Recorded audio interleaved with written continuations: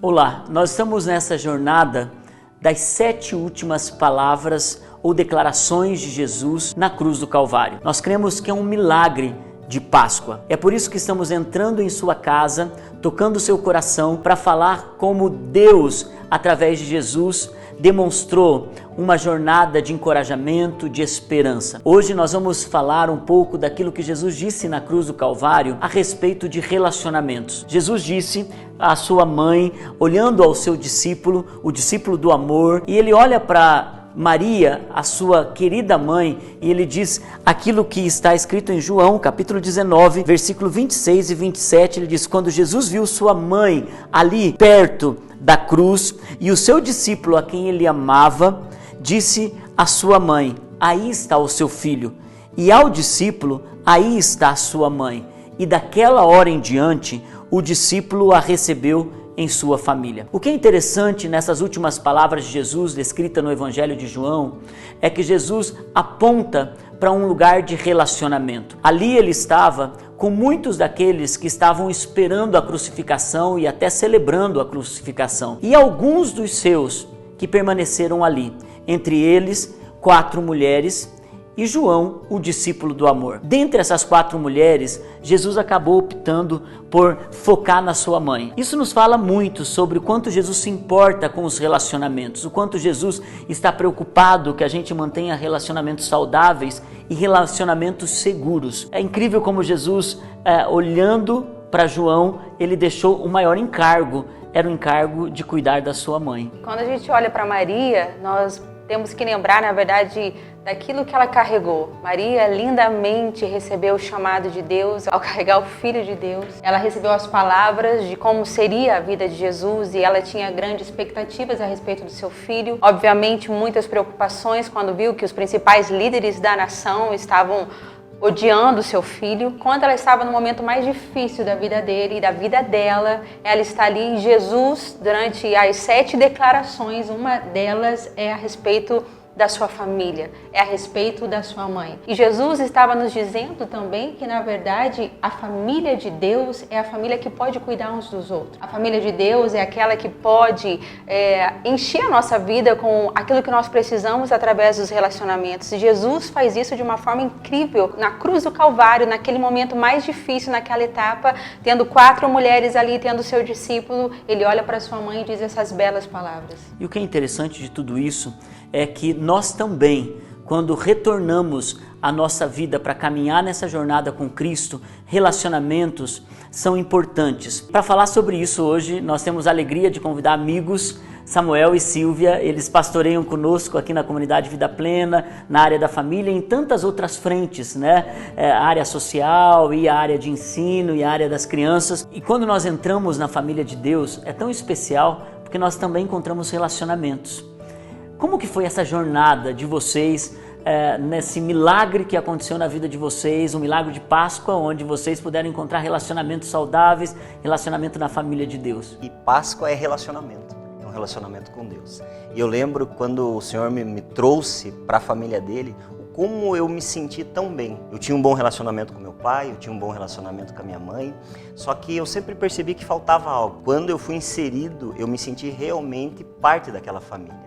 Numa família que mesmo eu tendo as minhas dificuldades, tendo os meus defeitos, me receberam em amor, cuidaram de mim. E família é isso, família é cuidado, é cuidar um dos outros. Então eu digo que a melhor oportunidade que a pessoa tem de se entregar totalmente a Deus é quando ela encontra uma família. E a família de Deus, ela tem essa capacidade de nos envolver. Eu lembro a Silvia contando alguns testemunhos, o quanto ela gostava de estar na igreja, não é, Silvia? Exatamente, a minha caminhada com a família de Deus, um relacionamento na igreja, se deu aos 9 anos de idade. Eu amava estar na igreja, eu amava poder trabalhar na igreja, eu me sentia muito bem naquele lugar, eu me sentia amada, eu sentia o amor de Deus de uma forma tão grandiosa e isso para mim era tremendo, estar inserida na família de Deus. Como que foi essa jornada de encontrar esse lugar dos relacionamentos em Deus, relacionamentos que são curadores, mas ao mesmo tempo, até chegar nesse ambiente, são grandes desafios que a gente enfrenta. É cada um de nós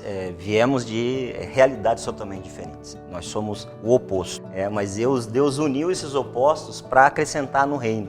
E quando nós nos conhecemos, foi algo assim tremendo, porque eu conheci a Silvia na igreja, eu conheci a Silvia servindo ao Senhor. Eu lembro como hoje, olhando para ela, dando aula para as crianças, e eu estava na janela assim, e levantava minha cabeça olhando e falei, aquela mulher é para casar. Porque ela estava ali tratando tão bem aquelas crianças, e eu falava, se ela está tratando bem assim, crianças que não são do seu relacionamento íntimo, o que ela fará com o filho dela? E hoje eu vejo o resultado disso, de como Deus usou a vida dela, usou a nossa vida para construir um relacionamento sólido a tal ponto de nós podermos passar isso para o nosso filho. E hoje nós temos a graça de ter um filho abençoado. Quando eu conheci o Samuel, me chamou muito a atenção dele porque ele ama se relacionar. Ele senta, ele pergunta como vocês estão. Ele era muito amigo de todo mundo. Ele era, sabe aquele amigão? Era o Samuel. E aquilo foi me cativando, então aí iniciou esse relacionamento que esse ano vai para 25 anos de casados. 25 anos, que legal. Agora, conta pra gente alguns desafios que vocês enfrentaram nesse relacionamento. Nós construímos relacionamentos baseado de estar aos pés da cruz. É verdade que quando todo mundo foge, quem fica são aqueles que realmente estão junto conosco. E Jesus aponta para a mãe dele porque ele dá uma importância para a mãe dele, para a família. Certamente teve momentos que vocês precisaram dar importância para aquilo que vocês queriam construir aos pés da cruz. As pessoas quase não percebem, mas nós temos uma pequena diferença de altura. A Silvia é um pouquinho mais alta do que eu e era algo que, de uma certa forma, afetava o nosso relacionamento. Porque, geralmente, a mulher quer ter uma pessoa que a acolha e isso talvez a altura fale um pouco. E no início do nosso relacionamento, isso trouxe algumas dificuldades. Quando fala em relacionamento, não sei se os solteiros escutam muito isso hoje, mas faça uma lista daquela pessoa como você quer. Então, a altura estava na minha lista, era para cima de 1,80 m. E o Samuel não tem 1,80 m, né? Nem 70, nem vai baixando. Daí eu falo, Deus, não é isso. Então, quando se fala de relacionamento, pode fazer a sua lista, mas não fique preso a ela. Deixa o Espírito Santo ministrar o teu coração, você vai se surpreender.